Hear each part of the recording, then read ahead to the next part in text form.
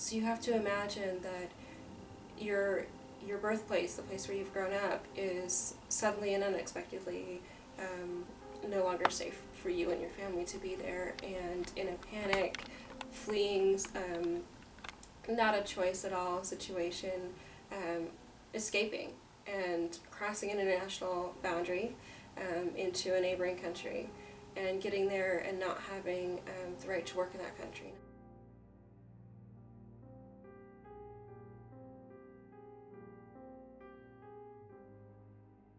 Imagine what it would be like. At first, the sense of huge relief that you're not living in that pressure cooker anymore, that you're not living in that environment where your very life is at risk every moment, or at least you feel that it is.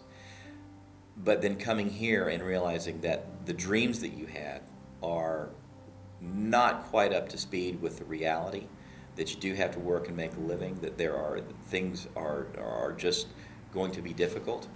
There's the joy of the opportunity for those who want to take it, but then there's also this despair for people who can't take advantage of it for whatever reason.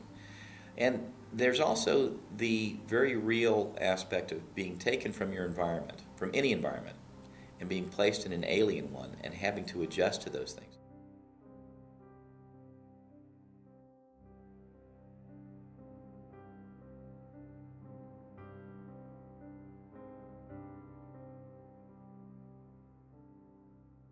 I came to United States as a refugee in 2001. I came with my family. I married 5 kids. I left my country in 2004, and the reason I left my country was because of the war between Congo and Rwanda in Africa. Rwanda is in South Africa and Congo is in South Africa. And we are neighbors. So Rwanda, maybe you know a story about Rwanda.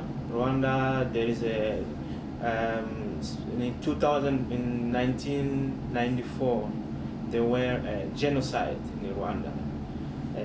Because of that genocide between Hutu and Tutsi in Rwanda, they were fighting and killing each other. And because of that, Hutu population moved to Congo. And Hutu, they had a tribe, it's 2 tribes, Hutu and Tutsi. And Tutsi, they went to Congo for looking for Hutu population. And it was a disaster in my country, because especially my city. And from there, I have to run away.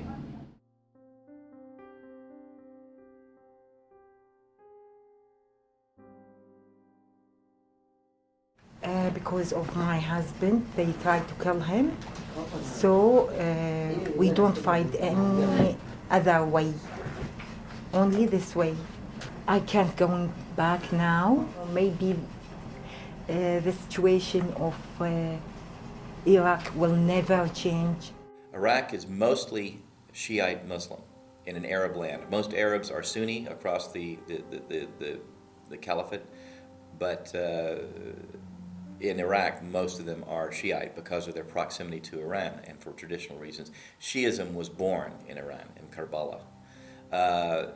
So you've got that component. You also have an ethnic component, because the northern part of Iraq is largely populated by an ethnic group that are different from the Arabs, called Kurds.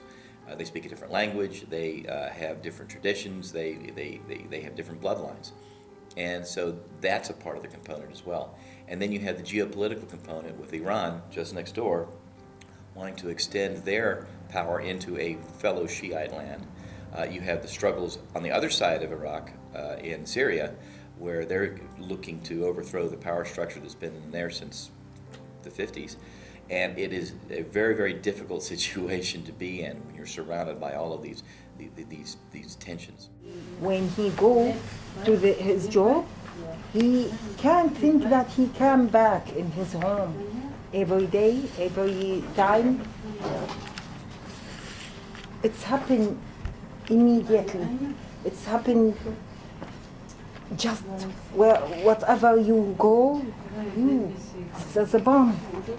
You can't sure of yourself that you will come back. There's a lot of things when you are outside, and when you watch TV, the way they show in America, you will say, no, I need to go over there. They show only those nice state, nice town, California, tall building. That cannot show Tucson. When you come here, you come Tucson. You go to America, you're gonna be if you got a license, you got a, let's say, mastery, or you are a doctor, you're gonna go there, you're gonna do the same job. When we come here, that's my experience. When I came here, I show my diploma. I have a master in economic accounting and management. They show we don't take a diploma from Congo. I spend years and years studying my country. Now you want to tell me you have to start again, taking ESL class, and decide the beginning. But people now, when they come, they don't understand. When I'm telling them, say, this life you need to go slowly to succeed. Slowly. There are some that just want to go. When they come, they want to buy a car, brand new car. They're gonna give you a car, but that's America. If you want a house, they will give to you. But you need to plan. How are you gonna pay this car? How are you gonna pay this house? Americans, and really anybody, have to realize that, especially in our world today where we're so connected with trade and with the internet and information, and where you can get anywhere in the planet within about 24 hours, we don't live in a vacuum. We can't close our borders and live just in this little island that we would create for ourselves. We would cease to exist economically. We would become irrelevant. The only way to really and truly affect the world and make our own lives better is by engaging it, understanding it, and then trying to influence it in the best way possible for our own ends. To cut off from it would be a huge tragedy and a mistake.